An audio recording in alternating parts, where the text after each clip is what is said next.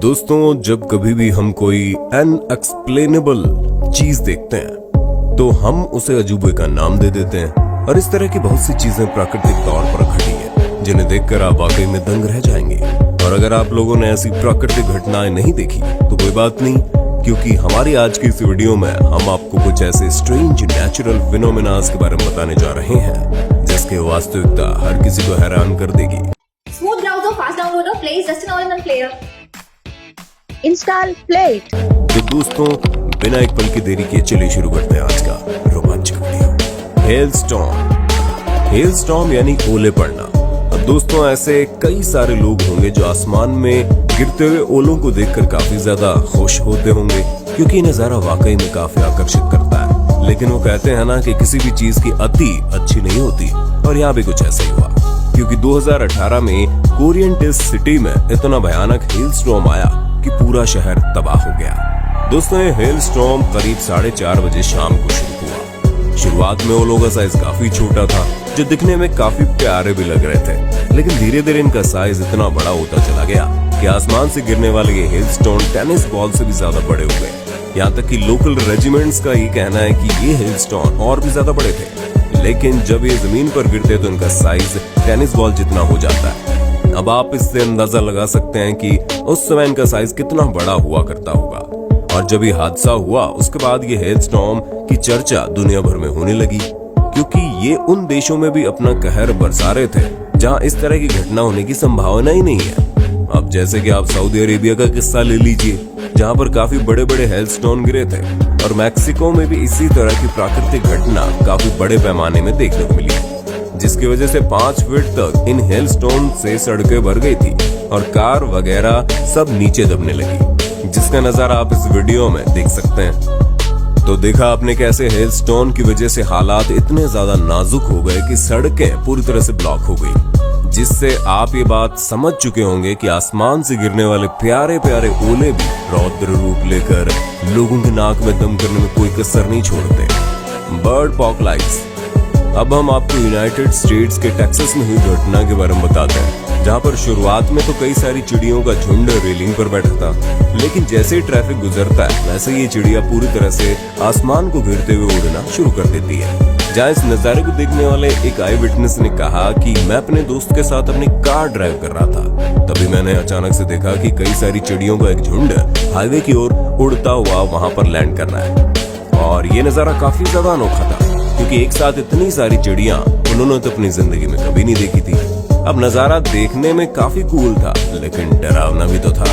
और इस घटना के करीब 3 हफ्ते बाद मैक्सिको के चिहुआहुआ नाम के टाउन में कई सारी चिड़ियों का झुंड आता है, और उनमें से कई सारी चिड़ियाएं अपना रास्ता भूल बिल्डिंग से टकराती है और जमीन पर गिर जाती है, जिन्हें देखकर हर कोई हैरान हो जाता है और ये समझ ही नहीं पाता कि आखिर इन बर्ड्स के साथ हुआ क्या है। और ये पहली बार नहीं है, इतिहास में ऐसा कई बार हो चुका है, जहां पर इस तरह से काफी भारी मात्रा में बर्ड्स अनयूजुअल बिहेवियर करते हैं, जिन्हें समझ पाना वैज्ञानिकों के लिए माउंट एवरेस्ट चढ़ने के बराबर हो जाता है। Ice tsunami. अब दोस्तों, आप माने या ना माने, लेकिन समुद्र के पास मौजूद जितने भी प्रॉपर्टीज होती हैं वो दिखती तो काफी खूबसूरत है, फिर चाहे गर्मी का मौसम हो या फिर कड़कती ठंड का। लेकिन मुश्किल तो तब आती है जब बर्फ सुनामी का रूप लेकर हर जगह फैल जाती है। अब वो बात अलग है कि इस तरह का फिनोमेना किसी को जानलेवा न लगे, क्योंकि जब समुद्र के रास्ते से पानी बर्फ बनता हुआ सुनामी का रूप लेता है और ये हर जगह फैलना शुरू कर देता है, तो इस घटना को आइस सुनामी के नाम से जाना जाता है। और इस तरह की घटनाएं सुनने में जितनी ज्यादा इंटरेस्टिंग लग रही है उतनी ज्यादा प्रॉब्लमेटिक भी होती है, क्योंकि बाहर की तरफ आती हुई बर्फ अपने रास्ते में आने वाली हर एक चीज का सामना करते हुए आगे बढ़ती है, फिर चाहे वो पेड़ पौधे हों या फिर घर या बिल्डिंग। ये बर्फ हर जगह पहुंच जाती है, जहां कई बार इन बर्फ का साइज इतना ज्यादा बड़ा होता है कि इन्हें हटा पाना बड़ा मुश्किल हो जाता है। पिछले साल इस तरह के नेचुरल फिनोमेना कई बार देखने को मिले, जिनमें से कई सारे लोगों के घरों तक बर्फ पहुंच गई थी, और कनाडा में भी लोगों को आइस सुनामी में होने वाली दिक्कतों का सामना करना पड़ा, क्योंकि बर्फ की वजह से कई सारी सड़कें ब्लॉक हो गई और लोगों का आना जाना काफी दिनों तक बंद था। कुछ चश्मदीद गवाहों का कहना है कि आइस सुनामी 14 फीट तक ऊपर भी पहुंच गई। इस तरह की कोई वीडियो हमारे पास तो नहीं है, लेकिन अगर ऐसा सच में हुआ है तो आप समझ सकते हैं कि जिस तरह से मौसम में बदलाव आएगा उस तरह से नेचुरल फिनोमेना और ज्यादा तेजी से होने शुरू हो जाएंगे, जो सिवाय दिक्कतों के और कुछ नहीं क्रिएट करेंगे। जेंट क्रैक्स। दोस्तों, जिस तरह पृथ्वी पर रहने वाले लोग लगातार बदलाव करते जा रहे हैं, उसी तरह पृथ्वी भी अपने आप में कई सारे बदलाव कर रही है, जिसका नतीजा हम इंसानों को भी भुगतना पड़ सकता है, क्योंकि पिछले कुछ सालों में विशालकाय क्रैक्स काफी ज्यादा देखने को मिले हैं। फिर चाहे वो मिस्टीरियस सिंक होल हो या फिर मीलों तक जाने वाला क्रैक, इस तरह की कई सारी नेचुरल चीजें पृथ्वी पर काफी समय से हो रही हैं, पर इनकी संख्या अब बढ़ती ही जा रही है। जैसे कि आप इथियोपिया में होने वाले क्रैक को देख लीजिए, जो बिना किसी अर्थक्वेक के यहाँ पर हो गया।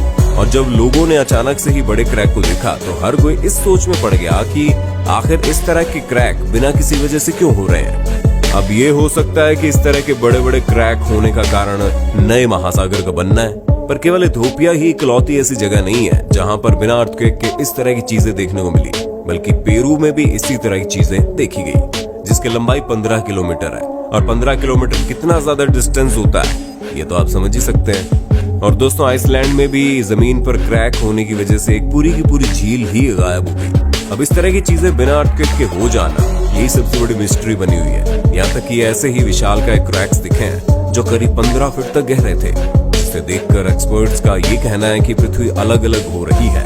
अब दोस्तों, अक्टूबर 2010 में इस तरह का क्रैक मिशिगन में भी देखने को मिला, और अब तो धीरे धीरे पृथ्वी पर आए इन क्रैक्स का साइज बढ़ने लगा है, जिनमें से कुछ जगह तो मात्र कुछ ही सेकंड में 15 फीट तक गहरी हो जाती है। अब ये चीज आने वाले समय में हमारे लिए कितनी बड़ी प्रॉब्लम क्रिएट कर सकती है ये आप खुद ही समझ सकते हैं। पर एक बात तो पक्की है कि प्रकृति में होने वाले बदलाव के कारण आने वाले समय में ऐसी बहुत सी चीजें होंगी जो हर तरह से पृथ्वी के विनाश में लगी रहेंगी। बाकी आपका इस पर क्या कहना है, हमें कमेंट करके जरूर बताइए।